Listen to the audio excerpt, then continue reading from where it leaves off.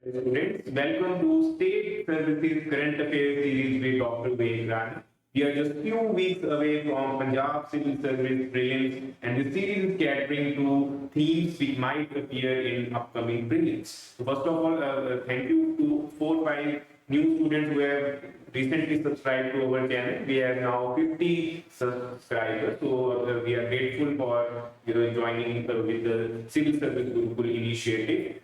So, the topic for today's discussion holds immense importance because we all know from October 1, TEPA will come into force. This agreement was signed in, you could say, Feb March in 2025, and it's one of the key milestones of diplomacy of this year. Basically, it's an economic agreement, and it will change the fate of India for better because currently we are witnessing that India US are having a, you could say, the drift in the tariffs. Already the 50% tariff is what we have at the moment. Hopefully it will resolve soon. In that particular background, this trade and economic partnership agreement between India and, you could say, European Free Trade Association holds immense importance. So in this particular lecture, we will just focusing on what is the scientific environmental significance of the given economic partnership, what are the key highlights, and also the factual part, what are the countries which are part of this EFTA, because you don't have to confuse with this agreement as a specific agreement with the entire European Union, or you could say the major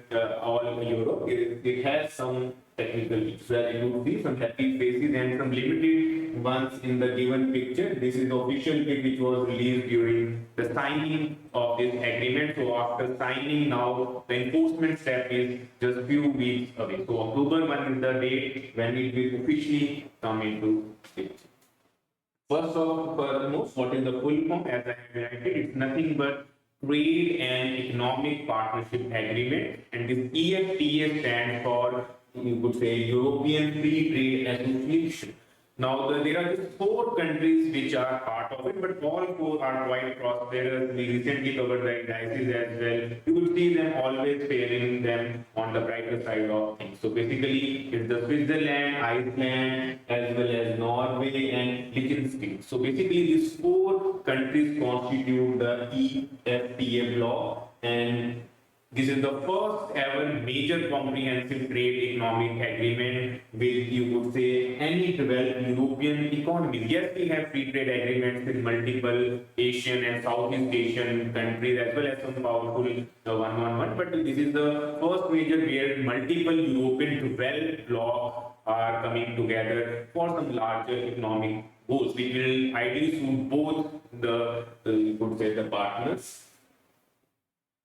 First and foremost, some data. Even though in prelim stages, rarely such data are asked because these are just the broad objectives. At times they are realized, at times we fall short. So basically, from main perspective, you need to have a idea what will be the economic significance of this agreement in short term and in the long run. So basically, for that perspective only, we are discussing few key highlights. First and foremost, it commits that it will invest roughly $100 billion over a period of 15 years. So we can say that this is a long-term agreement which is not just aiming for an immediate, you could say, business. It will go step by step, and within 15 years, we will see the outcome of this agreement. And basically, since we are seeing the major problem which currently generation Z, which we call Gen Z generation, is facing, is the huge shortage of jobs, which is creating a lot of anxiety.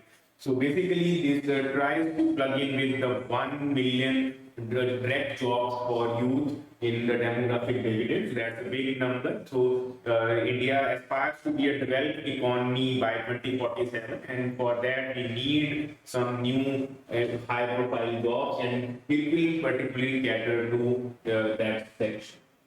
Now, in current scenario, we have seen the tariff war just damaging economy. There is a lot of speculation going on. So this, you can short, we can say there is a phase of instability, and all the business houses are now anticipating some kind of relief in such. Even though recently we saw that GST slabs have been just bracketed into the three to simplify things a bit, 518 and the same tax of 40. So in that background, it comes as a breathing sign that in this particular agreement, they are almost aiming for tariff elimination. But if the factual question comes, what exactly is the issue? Because it's not practically possible to have 100% tariff elimination. So the exact number is 92.2% of tariff lines will be reduced between these two parties. Then this agreement comes into the force. So it definitely, you could say, India export value is definitely going to have a jump, and it will be on our other side.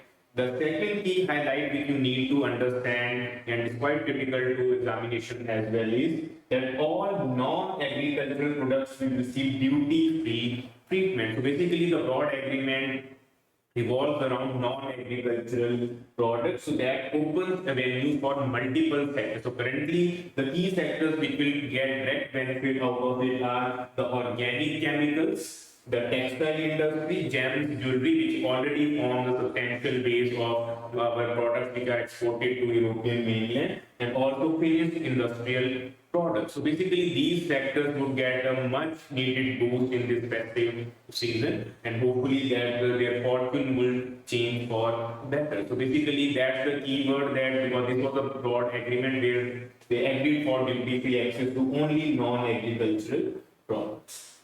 Now, coming to the economic or strategic significance, because this is just not an agreement, it is a strategic statement where we are highlighting the word that despite all myriad challenges which are imposed by some politics, still India can make almost a balanced agreement with a powerful nation on equal terms.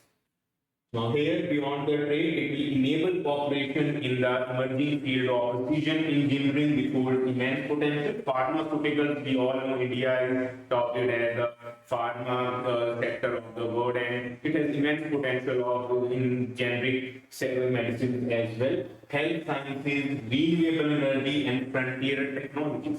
So we will go into the specifics where the renewable energy and frontier technology word is emphasizing, because that's what the key aspect of this particular discussion.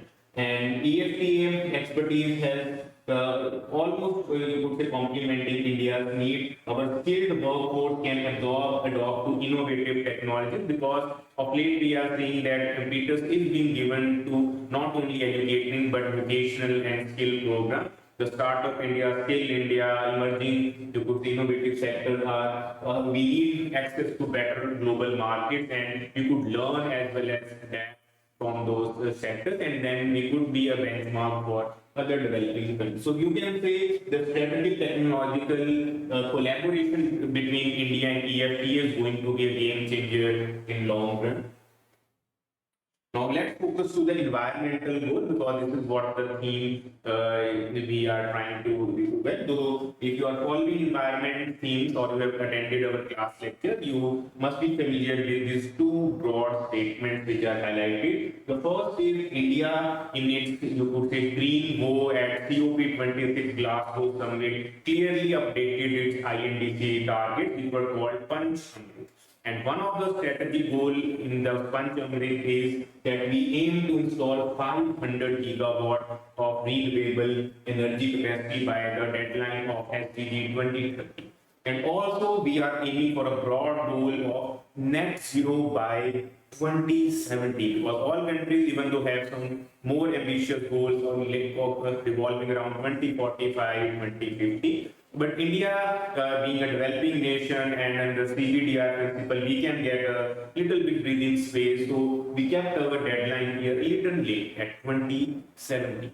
So in these two goals, we would need some collaboration of a kind, not only from the financial perspective, but also from technological breakthroughs. We have a long list of green initiatives, right from Solar Alliance, One Sun, One World Grid, green hydrogen, you could say biofuel policy, ethanol blending, E20 target. So this goes on and on. So there is no harm in collaborating with some European powerhouse which has better, you could say, technological know-how of these emerging technologies, which could help in achieving these goals a little, you could say, progressively and fast. So this is where this agreement comes into the picture. TEPA will open doors for European green finance. So despite being an emerging economy, still we fall short of funds when it comes to switching to green technologies. The real reason is the Green Climate Fund has been more of a discussion or a negotiation table rather than action oriented, because it had promised that it will mobilize almost $100 billion right from 2020, but we are in 2025 and transactions have been a little slow to there. So this is where this agreement will play some minor role. Apart from that, what we are actually looking for is technology partnership, because let it be any sector, whether it's nuclear energy, hydropower, biofuels, there's still a scope of refinement in some existing technologies. We cannot claim that the technologies which we have are state of art. Yes, we have high-end technologies, they are best for meeting national interests, but still we can aim for little higher partnerships, and that's where these developed economies like Norway, Switzerland, we can mobilize funds as well as technology will come in handy for India's interests. And also these all five country grouping would have a straightforward goal of reaching close to sustainable development goals. So anything relating to sustainability, innovative, to focus capital would be easy to go by once the agreement comes into the fold. So basically we can say it's a win-win proposition, especially from India's side, when it will come to finances as well as technology inflow. So this is what you need to understand. And from tech point of view, this time we are seeing India is finally opening up to nuclear energy. We have seen announcement where even the private sector is being encouraged to enter into small modular reactors. India's long-term goal is also associated with the fusion energy. We are part of the ITER experiments which are going on, and also the real main goal is to achieve the three-stage nuclear development program. The third stage is more or less related to the thorium cycle breeder reactors, because we have adequate reserve of uranium. 25% of our thorium reserves are with India, and this is where we could be a major player. So the monazite sand of Kerala as well as spread across the eastern coast of India could be turned into a real gold once these cycle reactors come into the, you could say, activation mode. Currently the research stage has been ever ending, but hopefully the breakthrough will be achieved once we are there. So thorium will not only offer a clean, renewable source of energy, it is comparatively safer and we have abundance. There will be no issue related to NSGs, or you could say we don't have to bend our backs for every time to convince a developed nation to just get us the basic fuel. Because in uranium, we have seen it has been a major hurdle. Kazakhstan, Canada, Australia, which have more or less the major uranium reserves, have been dictating terms on their own terms. So basically, once you have the raw material, critical technology, as well as the basic framework, it becomes quite easy way how to run the technology. So hopefully it's not that it will guarantee this thing once we TEPA come with it, but hopefully it will definitely facilitate our access to European funds, to more pilot projects. And the main player out of this EFTA, which could actually help in this golden ambition, is the Norway, because it already has a sufficient expertise in thorium fuel testing. So it will help in accelerating our nuclear program efforts, and hopefully this might be the missing link in the puzzle which we are looking for. So we all hopes are on highly are in this positive optimist of this direction. and it will help in achieving our, or not only the stable power goals, it will help in achieving team targets which we have promised in the background of Paris Agreement. And also, if we have ample energy, we might look for export potential as well, even though we were exporting to Bangladesh before that crisis unfolded. So you can say that from a frontier technology point of view, you need to focus on nuclear energy, make sure you are clear about the various basic.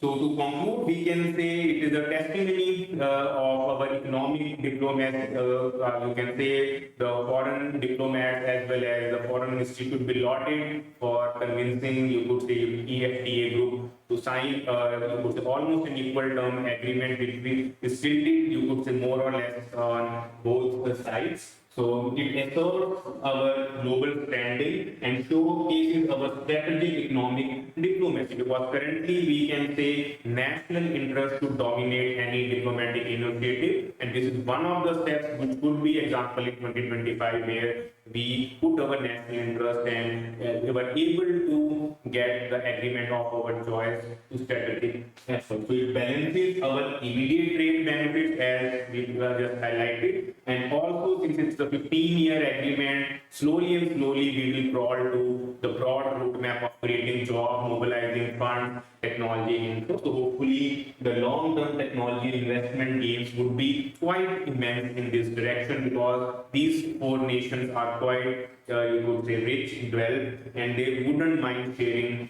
the development gains with India. So in short, we can say job creation, supply chain resilience, and the immediate climate action are the gains which we are looking from this TEPA agreement. So to conclude, we would say it aims to enhance our trade investment, aligning our India's vision of becoming a global economic powerhouse, and hopefully the vision of being an Viksit Bharat by 2047 would be is likely to be achieved much sooner as anticipated. So to conclude, we can say that this agreement is not only important from international perspective, but economic as well as technology point of view. If you are having any specific query which has not been addressed, you can ask them in comment section. Even though it's comparatively a longer duration lecture, because we're trying to stick to 11 minutes, but I hope you got a fair idea of how to cover and make some short categories out of the given agreement. And from October 1, you will see this headline once again dominating headlines. So anything which specifically happens between September and October 15 is going to be quite critical in upcoming PCS prelims, because examiners have tendency to ask immediate current affairs. So that's where this current series is coming into the picture. We are picking the macro current affairs from the world or economic or you would say national page and trying to just summarize them for your convenience. So I hope this session was useful one. Stay connected with us. Thank you very much.